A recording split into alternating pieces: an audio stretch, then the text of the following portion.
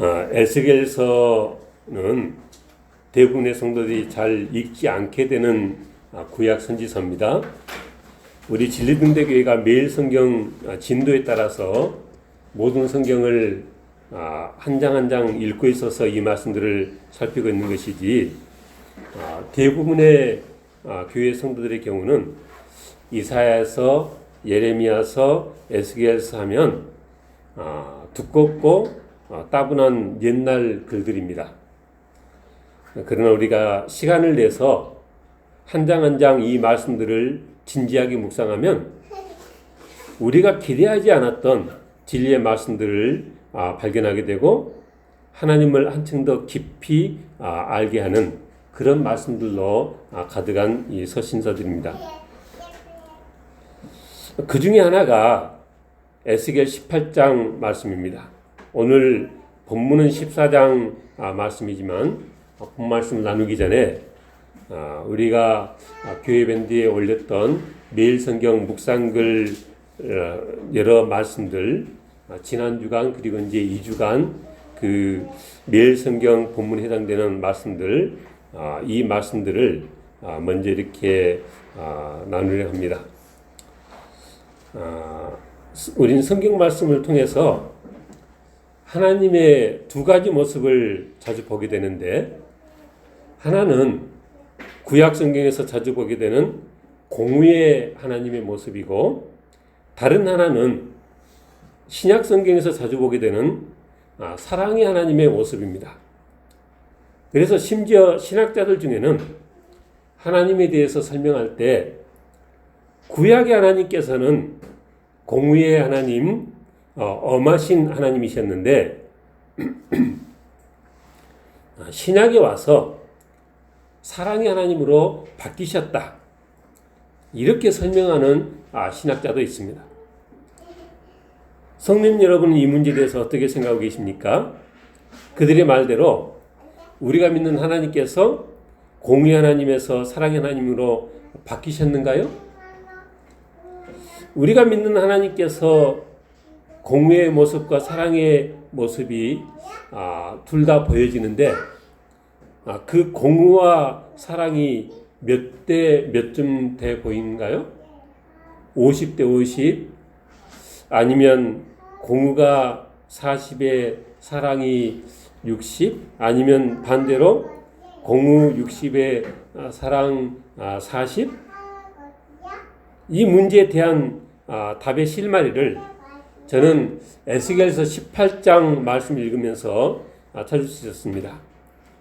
묵상기에 올렸던 그 하나님의 경향성이라는 제목의 글을 잠시 소개하겠습니다.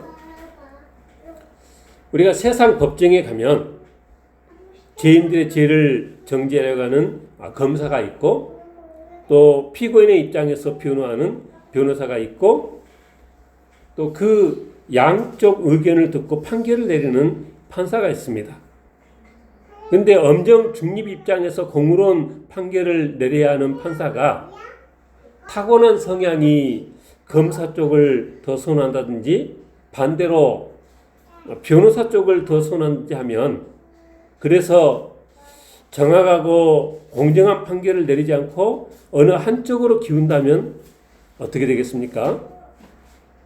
옹고가 됐든 피고가 됐든 누군가에게 억울한 판결이 되는 것이기에 판사는 최선을 다해서 공정한 판결이 되도록 힘써야 하는 것입니다. 근데 현실에 있어서 재판소에 가보면 우리가 실제 재판하는 곳에 가볼 일이 잘 없긴 하지만 판사의 분위기가 대단히 사무적입니다. 공정한 판단을 하려면 많은 서류들을 읽어내서 사건의 본질을 명확히 분간해 내야 하고, 맡은 사건이 한두 건이 아니다 보니까, 그래서 많은 서류가 쌓이다 보니까 판사도 사람인지라 지나친 업무에 눌려서 사무적이게 되지 않았을까, 그렇게 또 추측도 해봅니다. 그래서 사람들 보기에 판사는 인간적인 감정은 거의 없어 보이고 차가운 논리에 의해서 움직이는 사람처럼 보이기 쉽습니다. 근데 우리 하나님께서는 온 세상을 다스리시는 분이시고 또 성경에 마지막 최후 심판 때 엄정한 심판이 있을 것을 거듭거듭 경고해 오셨습니다. 하나님 자신이 거룩하셔서 죄를 용납하실 수 없는 분이시기 때문에 최후 심판 때 죄인들을 영원히 꺼지지 않는 지옥불에 던져 넣으시겠다. 그렇게 경고하셨습니다. 그리고 전지하시고 지혜의 왕이시기 때문에 모든 사람들을 판결하실 때 한치의 실수도 없이 정확하게 판결하실 수 있다. 그렇게 믿어집니다. 그리고 세상의 판사들과는 달리 그렇게 그 많은 사람들을 마지막 때 심판하시는 것이 우리 하나님께서는 결코 수고로운 일이 되지 않을 것이다. 그렇게 생각이 되집니다. 우리가 한 가지 알아야 할 것은 하나님께서 판결을 내리시는 심판주이시긴 하지만 그리고 모든 사람에 대해 공의로운 판결을 내리시겠지만 그러나 하나님 속을 잘 살펴보고 나면 하나님께서는 어느 한쪽으로 많이 치우치신 분이시다. 그걸 우리가 알 수 있다는 것입니다. 그리고 성경을 보면 하나님 자신이 내가 어느 한쪽으로 치우쳤다는 것을 숨기지도 않으십니다. 에스겔서 18장 그 중에서도 23절에 보니까 내가 어찌 악인이 죽는 것을 조금인들 기뻐하랴. 그가 돌이켜 그 길에서 떠나 사는 것을 어찌 기뻐하지 아니하겠느냐. 그러니까 하나님께서 마지막 때 악인들을 최후 심판하시겠다고 하셨지만 하나님의 속마음은 그렇게 심판하는 것이 기쁘지 않으시다는 것입니다. 32절에 보니까 죽을 자가 죽는 것도 내가 기뻐하지 아니한다 그러셨습니다. 에스겔 33장에도 거의 동일한 내용을 담고 있는 본문이 있습니다. 33장 11절 너는 그들에게 말하라 주 여호와의 말씀이니라. 나의 삶을 두고 맹세하노니 나는 악인이 죽는 것을 기뻐하지 아니하고 악인이 그의 길에서 돌이켜 떠나 사는 것을 기뻐하노라. 이스라엘 족속아 돌이키고 돌이키라. 너희 악한 길에서 떠나라. 어찌 죽고자 하느냐 하셨다. 하나님의 마음이 그러하시다는 것입니다. 그런 하나님이기 때문에 독생자 예수님을 이 땅에 보내셔서 십자가 대속의 죽음을 죽도록까지 내놓으신 것입니다. 하나님을 엄하신 심판주로만 아는 것은 하나님을 그래서 반만 아는 것이다 라는 것입니다. 그리고 또 매일 성경 말씀 중 우리에게 귀한 깨달음이 되는 또 하나의 말씀이 에스겔서 20장 말씀입니다. 이 주제는 이미 그동안 여러 차례 설교를 통해서 자주 언급해온 주제이긴 합니다만은 그래서 우리 진리등대교 교회 성도들은 이 주제에 대해서 올바른 견해를 가지고 있을 것이라 그렇게 기대합니다만은 그러나 너무나 많은 신학교 교수들 그리고 그들의 영향을 받은 너무나 많은 목회자들이 잘못 가르치고 있어서 너무나 많은 교회 성도들이 잘못 배우고 있는 내용 중에 하나가 이겁니다. 뭐냐? 구약율법이 우리에게 왜 주어졌는가? 율법은 지키라고 주어진 것인가? 지켜 구원받으라는 율법인가? 아니면 자주 주장됐듯이 구약의 율법은 지켜 행하라고 주어진 것이 아니라 우리가 지켜 행하지 못하는 것을 뼈저리게 깨닫게 하기 위해서 주어진 것인가? 이 질문에 대한 명확한 답이 에스겔서 20장을 통해서 우리가 찾아볼 수 있습니다. 제가 교회 밴드에 올렸던 묵상글 내용입니다. 에스겔서 20장 본문으로 하나님의 율법관 그렇게 제목으로 글을 올렸는데 우리가 신약 성경에서 율법에 대해서 자주 듣는 말씀이 무엇입니까? 로마서 5장 20절. 율법이 들어온 것은 범죄를 더하게 하려 함이라. 갈라디아 3장 11절. 하나님 앞에서 아무도 율법으로 말미암아 의롭게 되지 못할 것이 분명하니. 3장 21절. 만일 능히 살게 하는 율법을 주셨더라면 의가 반드시 율법으로 말미암았으리라. 이런 말씀들을 우리가 많이 들었습니다. 근데 에스겔서 20장 11절 13절에 보니까 율법은 사람이 지킬 수 있고 또 지키면 그로 말미암아서 삶을 영생을 얻을 수 있는 율법이라 그렇게 쓰고 있습니다.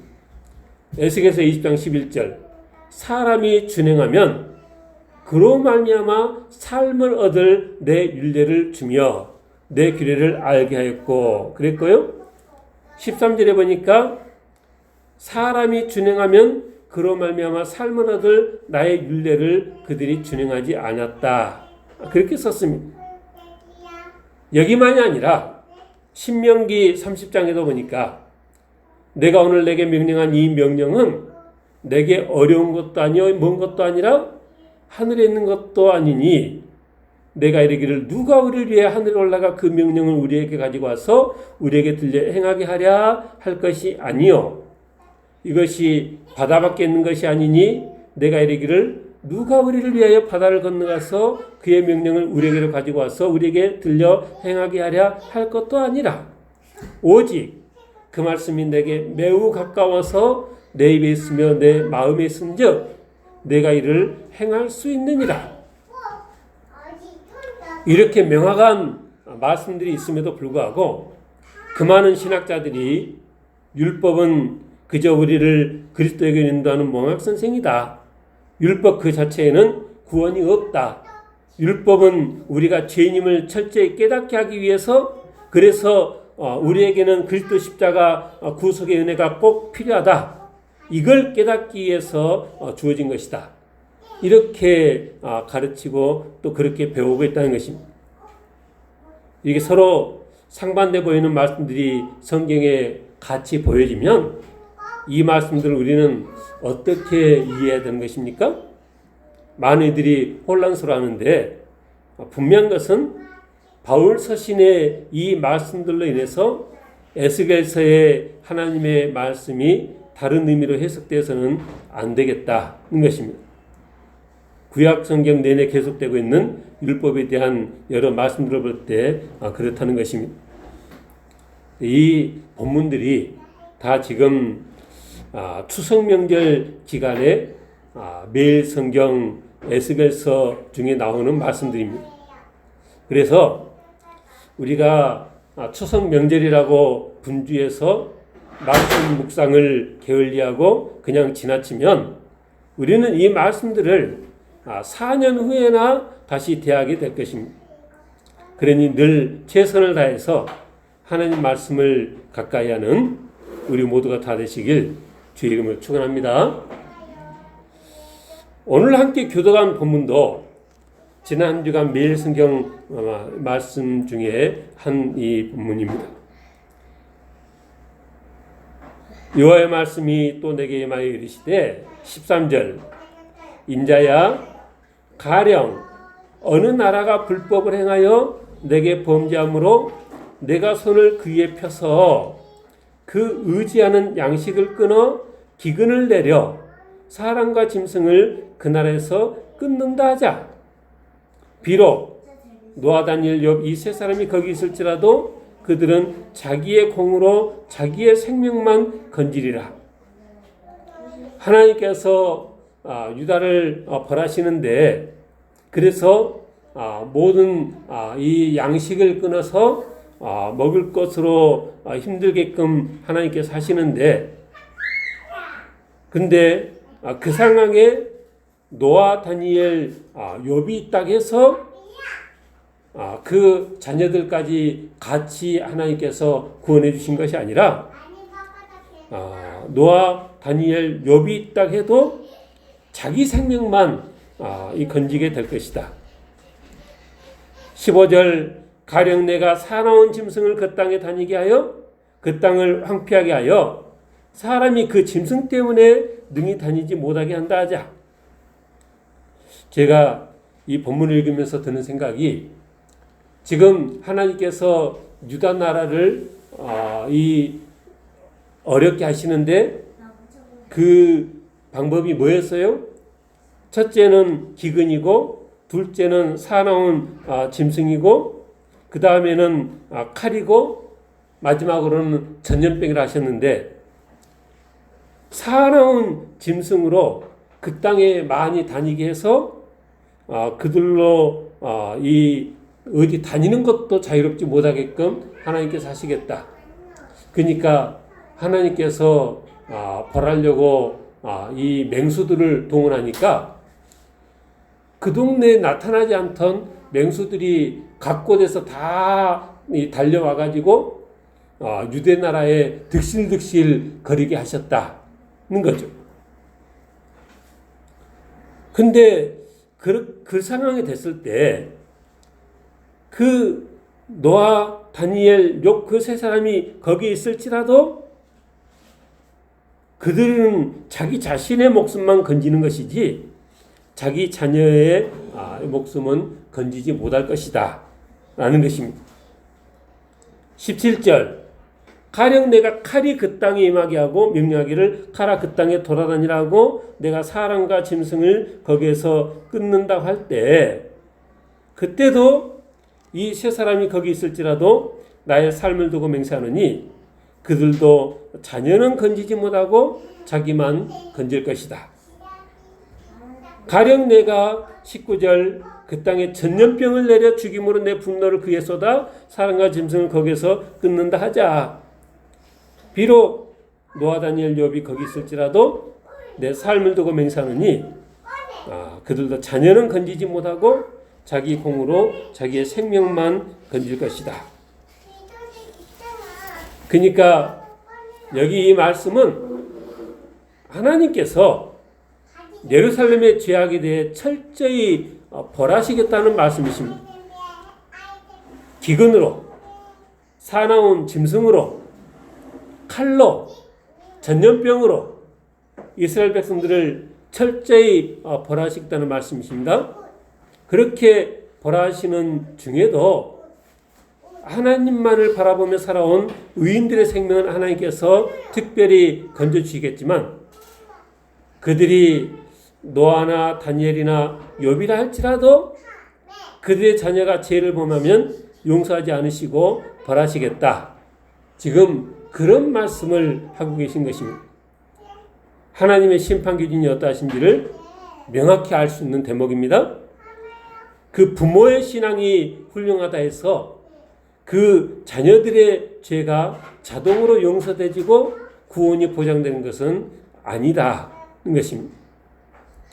이와 비슷한 말씀이 에스겔서에 계속 반복되어 나오겠는데, 오늘 설교를 시작하면서 나눈 에스겔서 18장 말씀과 33장 말씀이 그렇습니다.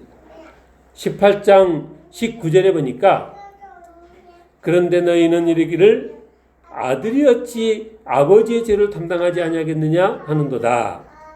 아들이 정의와 공의를 행하며 내 모든 율례를 지켜 행하였으면 그는 반드시 살려니와 범죄하는 그 영혼은 죽을지라. 아들은 아버지의 죄악을 담당하지 아니할 것이요 아버지는 아들의 죄악을 담당하지 아니하리니 의인의 공의도 자기로 돌아가고 악인의 악도 자기로 돌아가리라. 오늘 본문과 동일한 이 말씀을 하나님께서 하고 계십니다. 아들은 아버지의 죄악을 담당하지 않고 아버지는 아들의 죄악을 담당하지 않고 의인의 공의도 자기에게로만 돌아가고 악인의 악도 자기에게로만 돌아갈 것이다. 하나님께서 에스겔서에서 계속 하시는 말씀이 지금 이 말씀입니다. 33장 18절에 보니까 만일 의인이 돌이켜 그 공의에서 떠나 죄악을 범하면 그가 그 가운데서 죽을 것이고 만일 악인이 돌이켜 그 악에서 떠나 정의와 공의대로 행하면 그가 그로 말미암아 살리라. 그러나 너희가 이르기를 주의 길이 바르지 아니하다 하는도다. 이스라엘 족속아 나는 너희가 각기 행한 대로 심판하리라 하시니라. 하나님의 심판의 기준이 어떠한가를 이 말씀들을 통해서 우리가 명확히 알 수 있습니다. 근데 오늘 노아 다니엘 욥이 불었습니다라는 이 주제는 이제 좀 하나님의 그 말씀의 그 메인 메시지 쪽이 아니라 이 말씀을 읽으면서 하나님께서 하시고자 하는 말씀이 무엇인지는 알겠지만 그 말씀 중에 제게 이렇게 와닿는 것이 있어서 그걸 묵상글로 그렇게 썼습니다.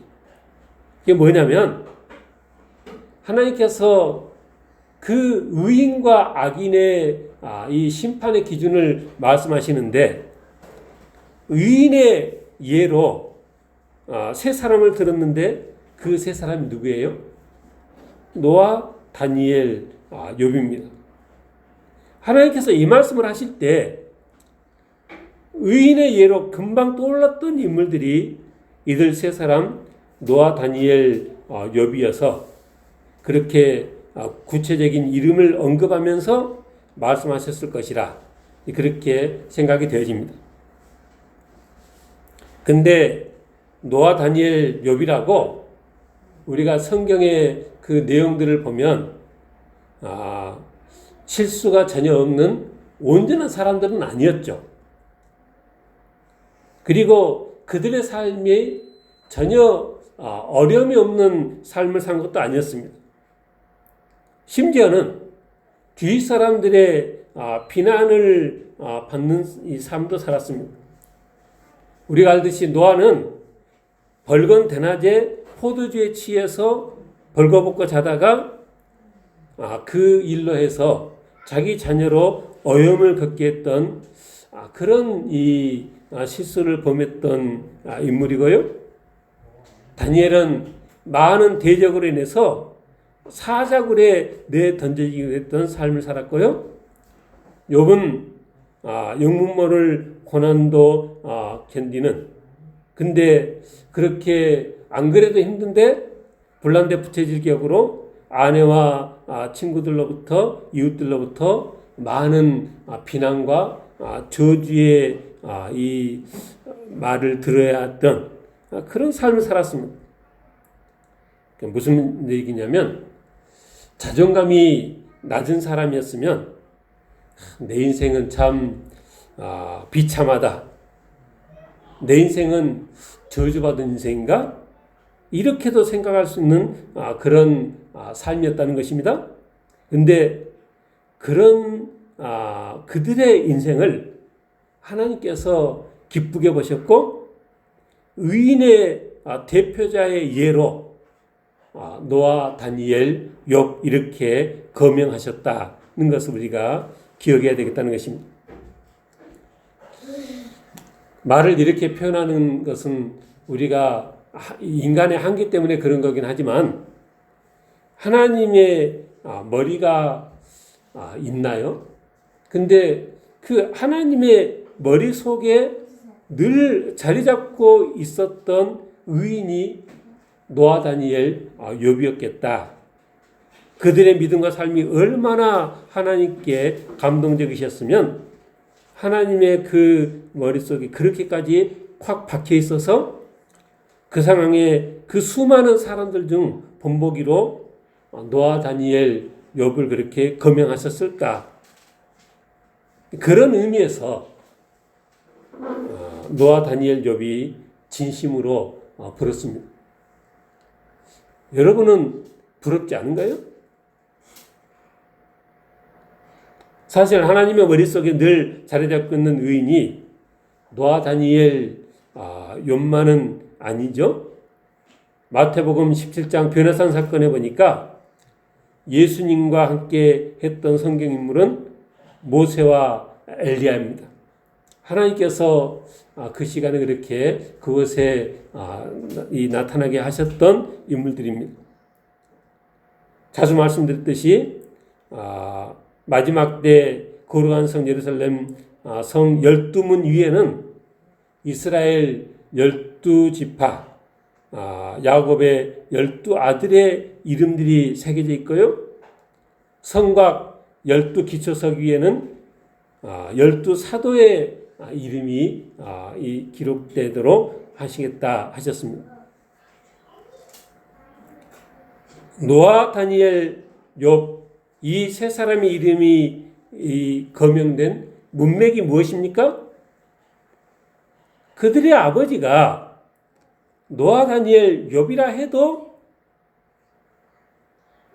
그들이 노아, 다니엘, 욥의 자녀들이라 해도 그런 혈연관계 때문에 지은 죄가 용서되지는 않을 것이라 이 말씀을 하시는 중에 이 세 사람의 이름이 거명됐습니다.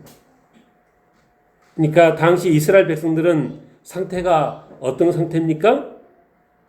하나님께서 엄히 경고하시는데도 돌이켜 회개하지 않아서 하나님의 혹독한 심판을 면치 못할 상황이었고, 그래서 내가 노아, 다니엘, 욥의 자녀라 해도 용서하지 않겠다. 지금 그 말씀을 하시는 것입니다. 21절에 주 여호와께서 이같이 이르시되 내가 나의 4가지 중한 벌 곧 칼과 기근과 사나운 짐승과 전염병을 예루살렘에 함께 내려 사람과 짐승을 그 중에서 끊으리니 그 해가 더욱 심하지 아니하겠느냐. 요즘은 심령 부흥에 그런 게 잘 없지만 저 어렸을 때 학생 시절만 해도 교회에서 1년에 봄가을로 심령 부흥회를 하곤 했습니다. 근데 그 부흥회 강사로 온 부흥 강사들의 단골 메뉴가 뭐냐면 이런 이야기입니다. 어느 날 죽어서 천국에 갔는데 그래서 많은 성도들이 금멸류관, 은멸류관을 쓰고 자기를 맞았는데 하나님께서 내게 오시더니 내게는 개털 모자를 씌워주시더라. 그래서 너무나 슬퍼서 하나님 제발 나를 다시 살려서 세상에 보내주시자. 한 번만 기회를 더 주시라. 한 번만 더 기회를 주시면 내가 열심히 신앙생활을 하겠습니다. 그래서 하나님께서 그 개털 모자를 썼던 그 일을 다시 살려줬다는 거죠. 그래서 깨달음이 있어서 다시 살아나가지고는 열심히 신앙생활하고 열심히 복음을 전하고 그렇게 살다가 하나님 앞에 갔다. 그런 얘기죠. 무슨 말이냐면 나중에 우리가 하나님 앞에 갔을 때 구원받는다고 다 이 같은 수준이 아니다. 누구는 금멸류관, 누구는 은멸류관인데 하나님이 나에게는 너는 개털 모자나 쓰고 있어라. 그러실 수도 있다는 것입니다. 그래서 하나님께서 나를 어떻게 보고 계실까? 하나님의 머릿속에 나는 어떤 성도일까? 하나님께서 의인의 예를 들 때 노아, 다니엘, 욥 이렇게 말씀하셨는데 나는 하나님께서 생각하실 때 어떤 자녀일까? 우리가 육신의 부모로 자녀를 키워도 물론 모든 자녀가 다 생각만 해도 고맙고 예쁘고 선물 같은 자녀이긴 하지만 그러나 그 자녀 중에도 소중하긴 하지만 무거운 짐으로 느껴지는 자녀가 있듯이 하나님의 그 많은 이 영적인 자녀들도 그러할 것이다 라는 것입니다. 그래서 우리가 신령한 욕심을 부려야 되겠다. 나도 더 아름다운 모습으로 살아서 하나님의 머릿속에 노아 다니엘 욥처럼 그렇게 자리 잡고 있는 의인으로 우리가 살면 얼마나 좋겠냐. 하나님의 말씀을 늘 가까이에서 내 속 심령을 하나님의 말씀으로 가득 채워서 하나님께서 기뻐하시고 또 하나님께서 기억해 주시는 의인 성도 다 되시길 주님으로 축원합니다. 기도하겠습니다.